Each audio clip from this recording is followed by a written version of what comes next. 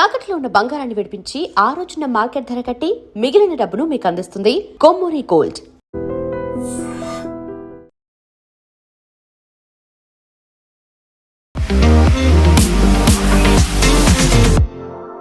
Rythu Bandhu are Rythu Bharosa ఇది ఎప్పుడొస్తుంది అని రైతులు ఎదురు చూస్తున్నారు. పాపం వాళ్ళు ఎదురు చూడడంలో కూడా తప్పేం లేదు. ఎందుకంటే ఈ రాష్ట్రానికి పెద్ద దిక్కు ఎవరు ఆర్ పెద్ద మనిషి ఎవరు, ప్రామిస్ చేసింది ఎవరు? రేవంత్ రెడ్డి. మరి సీఎం రేవంత్ రెడ్డి మొన్న ఎన్నికలప్పుడు సభలలో మాట్లాడుతూ ఆయన్నే చెప్పిండు, మేమిక 2-3 రోజులలో ఖచ్చితంగా రైతు భరోసా పైసలు వేస్తాము అని. మొన్నటి వరకు 16వ తారీఖు వరకు కూడా మనకు మున్సిపల్ ఎన్నికలకు సంబంధించిన ఏదైతే ఎన్నికల నిబంధనలు ఏదైతే ఉంటుందో అవన్నీ అయిపోయినాయి 16వ తారీఖు తర్వాత. ఇక 17వ తారీఖున ఎప్పుడైనా సరే ఆ డేట్ నుంచి ఎప్పుడైనా పడతాయి అన్నటువంటి మాట మాట్లాడినరు అందరూ కూడా. తుమ్మల నాగేశ్వరరావు అంటే వ్యవసాయ శాఖ మంత్రి తుమ్మల నాగేశ్వరరావు కూడా అదే ముచ్చటే చెప్పిండు. సరే ఇక పడతాయి, రేపు పడతాయి, మాపు పడతాయి అని అంటే ఎదురు చూడడం తప్పించి ఇప్పటికీ నేను మాట్లాడుతున్న మూమెంట్ వరకు కూడా ఎక్కడ కూడా ఆ ప్రస్తావన లేదు. సరే క్యాబినెట్ మీటింగ్ అవుతుంది, మంత్రులందరూ కూర్చొని మాట్లాడుకోబోతున్నారట, మాట్లాడి అప్పుడు ఫైనల్ చేస్తారట, ఇక రేపో ఎల్లుండో పడతాయని చెప్తారట అని నిన్న క్యాబినెట్ మీటింగ్ అయింది కదా. అది అయిన తర్వాత కూడా ఈ క్యాబినెట్ మీటింగ్లో ఇక రైతుల గురించి, రైతు భరోసా గురించి చర్చ జరుగుంటుంది, ఖచ్చితంగా పైసల గురించి మాట్లాడి ఉంటారు, ఇక మంత్రులు వచ్చి మీడియాకి ఏదో ఒకటి చెప్తారు అని రైతులు కూడా ఆశపడ్డారు, ఎదురు చూశారు. ఆ ముచ్చట కూడా అయిపోయింది. ఇక ఇప్పుడేం నడుస్తుంది అంటే అసలు రైతు భరోసా ఇవ్వడేమో, ఇక రైతు భరోసా ఎగ్గొడతారేమో అన్న చర్చ వచ్చింది. దానికి రీజన్ ఉంది. ఎందుకు తెలుసా? ఎలక్షన్స్ అన్నీ అయిపోయినాయి, స్థానిక ఎన్నికలు అన్నీ అయిపోయినాయి. అంటే మొన్నటి వరకేమో పంచాయతీ ఎన్నికలైనాయి, ఆ తర్వాత మళ్ళీ మున్సిపల్ ఎన్నికలు అయిపోయినాయి. అంటే విలేజ్లో ప్రభావం చూపేటటువంటి ఎన్నికలు, ఓటేసి గెలిపించేటటువంటి ఎన్నికలు అయితే అయిపోయినాయి. ఇక వేరే ఏం ఎన్నికలు లేవు. ఎంపీటీసీ, జెడ్పీటీసీ ఉంటాయేమో, దానికంటే ముందు ఖచ్చితంగా వేస్తారేమో అని అందరూ మాట్లాడినారు. అసలు ఎంపీటీసీ, జెడ్పీటీసీకి సంబంధించిన ఎన్నికలకు సంబంధించిన ఊసే లేదు, అది ఉండకపోవచ్చు అనే మాట చెప్తున్నారు. అది కూడా ఎందుకంటే ఇప్పుడు ఎగ్జామ్స్ స్టార్ట్ అయిపోయినాయి, ప్రభుత్వ ఉద్యోగులు అందరే బిజీ ఉంటారు. ఎగ్జామ్స్ స్టార్ట్ అయిన తర్వాత ఈ సమ్మర్ అంతా దగ్గర ఏప్రిల్ ఎండింగ్ వరకు కూడా మనకు అన్ని ఎగ్జామ్సే ఉంటాయి. ఇప్పుడు ఇంటర్తో మొదలుకొని 10th అనుకోండి, ఆ తర్వాత మళ్ళా డిగ్రీ అనుకోండి, తర్వాత స్కూల్ పిల్లల ఎగ్జామ్స్ ఉంటాయి. మొత్తం ఎగ్జామ్ సీజనే. అందరు ఉపాధ్యాయులు అందరూ కూడా దాంట్లోనే బిజీ ఉంటారు. ఇక ఎన్నికలు ఎప్పుడు పెట్టాలా? కాబట్టి ఏప్రిల్ వరకు ఎన్నికలు లేవు. అంటే మరి ఏప్రిల్ వరకు రైతు భరోసాకి సంబంధించిన నిధులు రావా? ఈ ఎగ్జామ్స్ అంతా అయిపోయిన తర్వాతగిన ఎన్నికలు పెట్టుకోవాలనుకుంటున్నారా అంటే ఆ ముచ్చట కూడా ఏమో అన్నటువంటి మాట వినిపిస్తోంది. ఇందులో 2 ప్రధాన రీజన్స్ ఏంది అనంటే, ఎంపీటీసీ, జెడ్పీటీసీలు అసలు మనకు అక్కరకున్నారా? వాళ్ళు చేసే పనేంది?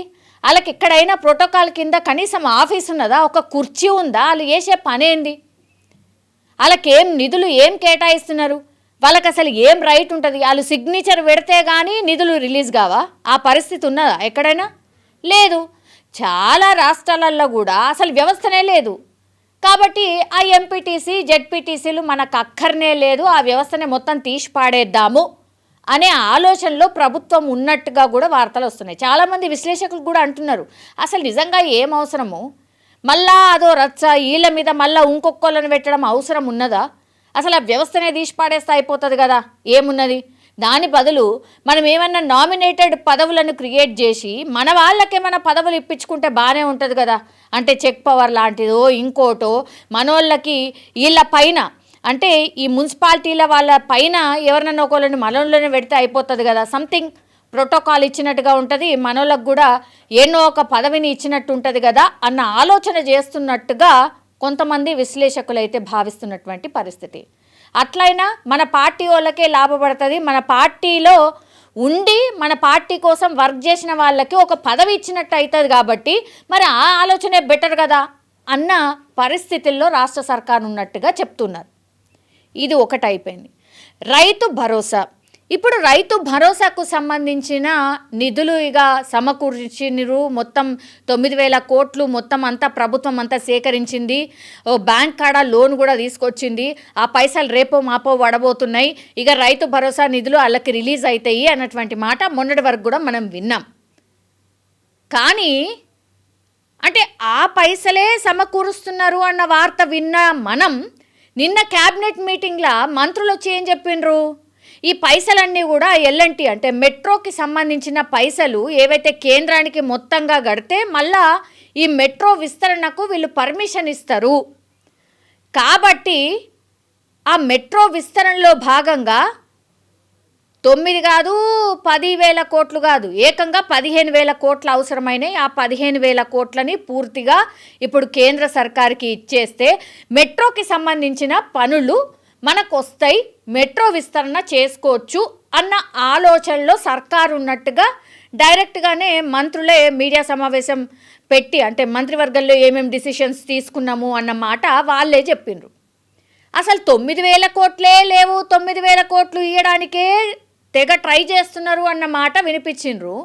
అట్లాంటిది ఇప్పుడు 15,000 కోట్లు కేంద్రానికే కట్టిన తర్వాత ఇక రాష్ట్ర ప్రభుత్వం దగ్గర పైసలు ఎక్కడా? ఇది మొదటి ముచ్చట. ఇప్పుడు గ్రామాలలో ఎన్నికలు అయిపోయినాయి, పంచాయతీ ఎన్నికలు అయిపోయినాయి, మున్సిపల్ ఎన్నికలు అయిపోయినాయి. అందులో కాంగ్రెస్ పార్టీ గెలిచింది, మ్యాక్సిమం అన్నీ కూడా కైవసం చేసుకుంది. ఇక గ్రామాలతోనే అసలు ఏం అక్కరుకున్నది అంటే రైతులు ఓట్లేస్తే కానీ గెలిచే పరిస్థితి లేకుండా ఉన్నది ఏమన్నా? లేదు కదా, ఆడ ఎన్నికలు అయిపోయినాయి. ఇప్పుడు ఇచ్చేది ఉంటే మొన్న మున్సిపల్ ఎన్నికల వరకే ఇచ్చేది ఉండే, ఎందుకంటే పార్టీ గుర్తు మీద జరుగుతాయి కాబట్టి ఇచ్చేది ఉండే. ఇయ్యలే, ఇయ్యకపోయినా రైతులు వేయలేదా, గెలవలేదా, అంతే అయిపోయింది, అక్కడికి ఎన్నికలు అయిపోయినాయి. కానీ సిటీకి వచ్చేసరికి సిటీలో ఏం చూస్తారు, డెవలప్మెంట్ ముచ్చట చూస్తారు. రోడ్లు అనుకోండి, ఇట్లా మెట్రో విస్తరణ అనుకోండి, డ్రైనేజ్ వ్యవస్థ అనుకోండి, లేదంటే ఇంకా ఇతరత్ర అవసరాల కోసం అనుకోండి, అవిటిని మాత్రమే చూస్తారు. ఎందుకంటే ఇప్పుడు ఎంపీటీసీ జెడ్పీటీసీ ఎన్నికలు పెట్టకపోయినా పర్లేదు, మళ్ళీ ఎప్పుడన్నా గుర్తు వచ్చినప్పుడు పెడితే కూడా పెద్ద ఏం కాదు అన్న ఆలోచనలో ప్రభుత్వ సర్కారు ఉంది. లేకపోతే మొత్తం అంతా ఎత్తేసినా కూడా పెద్ద అడిగేటోళ్ళు లేరు, ఆ ముచ్చటనే అక్కర్లేదు అనేది కూడా ఆ ఆలోచనలో ఉన్నట్టు చెప్తున్నారు. జిహెచ్ఎంసీ ముఖ్యం, ఎందుకంటే కాంగ్రెస్ పార్టీ హైదరాబాద్లో అసలు ఏడుంది, జీరో. మొన్న ఏదో జూబ్లీ హిల్స్ ఎన్నికలు గెలిచిండ్రు కాబట్టి హైదరాబాదులా ఉన్నట్టు కనిపిస్తోంది, కానీ అసలు ఎక్కడ ఉన్నారు? గ్రౌండ్ లెవెల్లో కాంగ్రెస్ పార్టీ హైదరాబాద్లో ఎట్లున్నది, ఎక్కడున్నది?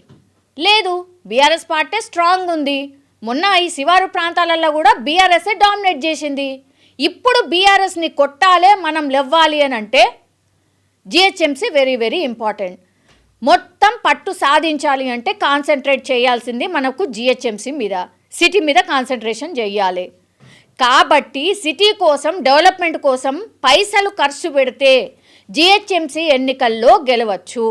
ఇప్పుడు రైతులు ఏమి ఓట్లేసేదేమీ లేదు, వాళ్ళకు రైతు భరోసా ఇవ్వకపోయినా తిడతారేమో, మళ్ళీ ఎన్నికల జస్ట్ 1 year ముందు 1 కాదు 2 సార్లు పైసలు వేసినా కూడా ఖుషితోని మనకే ఓటేస్తారు. ఇప్పుడు రైతులకు అసలు ఎన్నికలే ఏం లేవు, ఇప్పుడు అయిపోయి ఎన్నికలు. కాబట్టి రైతు భరోసా వేయకపోయినా వాళ్ళు అట్లట్లా అలవాటు పడిపోతారు, పెద్ద మనని అడిగేటోళ్ళు ఏమీ లేరు అనేది ఒక భావనలో ఉన్నట్టు కనిపిస్తోంది. ఇంకోటి రీజన్ ఏంటి అంటే ఈ రైతు బంధు కానీ రైతు భరోసా కానీ ఇవి ఎవరు తీసుకొచ్చిందేమో బీఆర్ఎస్ సర్కార్. ఇప్పుడు నిధులేమో ఉంటలేవు. మరిగా ఒక్కొక్క పథకాన్ని నీరుగారుస్తూ పోతున్నారా?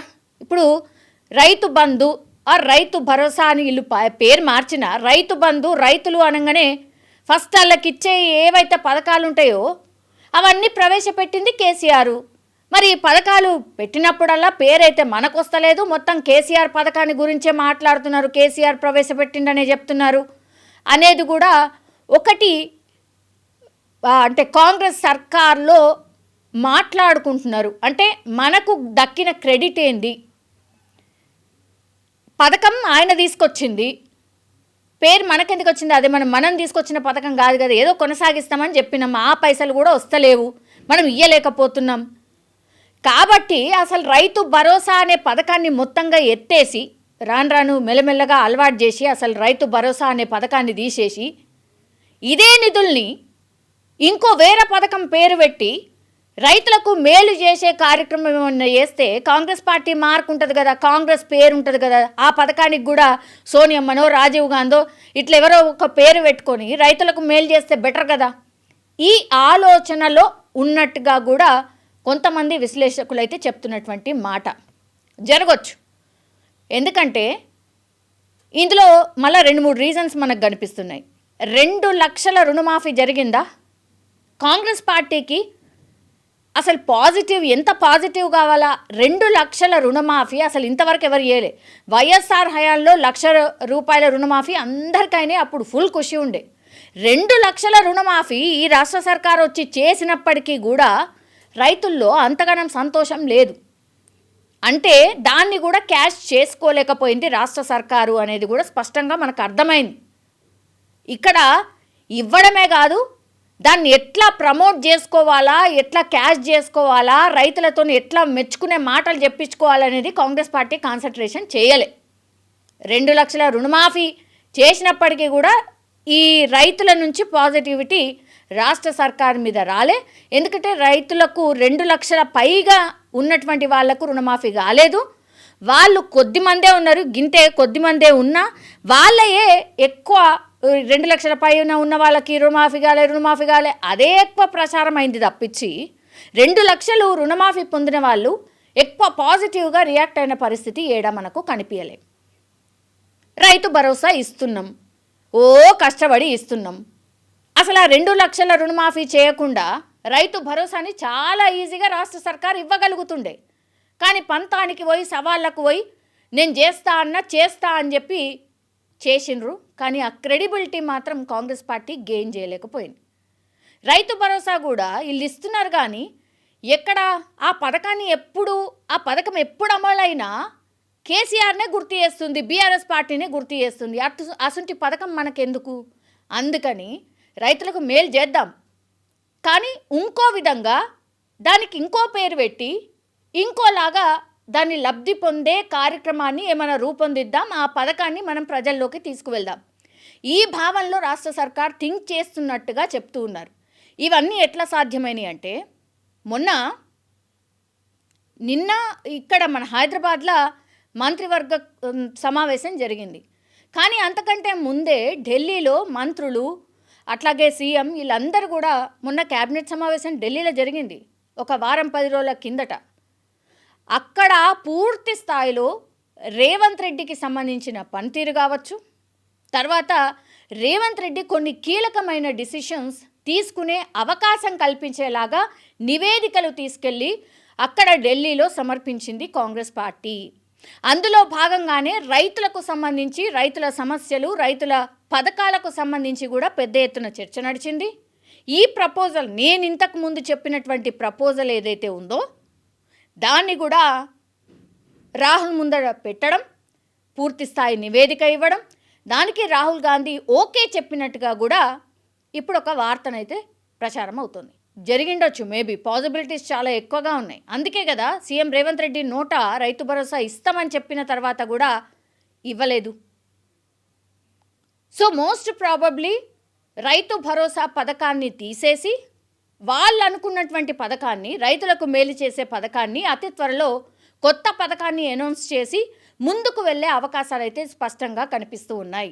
ఇప్పుడు కంప్లీట్లీ పార్టీ మీద పూర్తిగా రేవంత్ రెడ్డి పట్టు సాధించాడు అనే మాట కూడా స్పష్టంగా వినిపిస్తోంది. అందులో భాగంగానే అందరినీ తీసుకెళ్ళి రాహుల్ గాంధీ ముందర కూర్చోపెట్టి కంప్లీట్గా మీరు ఆయనకి సహకరించాల్సిందే అని చెప్పినట్టుగా మనకున్నటువంటి సమాచారం.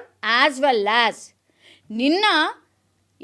నిన్న మంత్రివర్గ సమావేశం ఎక్కడైతే జరిగిందో, గతంలో మంత్రివర్గ సమావేశంలో జరిగినటువంటి వార్తలు లీక్ రూపంలో కొన్ని బయటకు వచ్చేవి.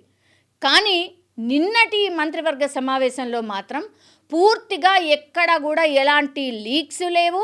నిజంగానే ఒకవేళ రైతు భరోసాకు సంబంధించిన చర్చ జరిగినా దాన్ని మాత్రం బయట పెట్టలేదు. ఇది ఇంకోటి కూడా వినిపిస్తున్నటువంటి మాట. ఏదైనా సరే కాంగ్రెస్ పార్టీలో మాత్రం పట్టు సాధించిండు రేవంత్ రెడ్డి అనేది స్పష్టమవుతోంది. అండ్ ఇంకోటి, ఇప్పుడు రైతు భరోసా నిధులకు సంబంధించి కానీ లేకపోతే ఇంకేవైనా మేజర్ డిసిషన్స్ కానీ తీసుకోవడానికి ఫ్రీ హ్యాండ్ ఇచ్చినట్టుగా కూడా చెప్తున్నారు. ఎందుకంటే వరుసగా ఎన్నికల్లో గెలిచాడు, ఆ తర్వాత జిహెచ్ఎంసీ ఎన్నికలు ఉన్నాయి. జిహెచ్ఎంసీ ఎన్నికల్లో డెఫినెట్లీ మనం గెలవాలంటే ఈ పైసలన్నింటినీ కూడా జిహెచ్ఎంసీలో డైవర్ట్ చేయాలి. ఆ తర్వాత కొత్త పథకాన్ని మనం రైతులకు అందిద్దాం. రైతులకి ఏదో కొత్త రూపంలో ఈ రైతు భరోసాకి సంబంధించిన నిధులనే మనకెంత అవుతున్నది ఏంటి అని పూర్తి స్థాయిలో బడ్జెట్ వేసుకొని లెక్కలేసుకొని ఆ తర్వాత ఇద్దామన్న ఆలోచనలో రాష్ట్ర సర్కార్ ఉన్నట్టుగా స్పష్టంగా మనకైతే అర్థమవుతుంది. మరి చూడాలి, నిజంగానే ఈ ఆలోచన సర్కార్ చేస్తుందా? రైతుల్లో నెగిటివిటీ పెరుగుతుందా? లేకపోతే జిహెచ్ఎంసీ ఎన్నికలు ఫస్ట్ ప్రయారిటీ కాబట్టి ఆ ఎన్నికల తర్వాత ఈ రైతు భరోసా కానీ మిగతా పథకాలకు సంబంధించిన నిధుల గురించి ఆలోచించే అవకాశం ఉందా? చూడాలి మరి రాష్ట్ర సర్కార్ స్టెప్ ఎలా ఉంటుంది ఏంటి అనేది.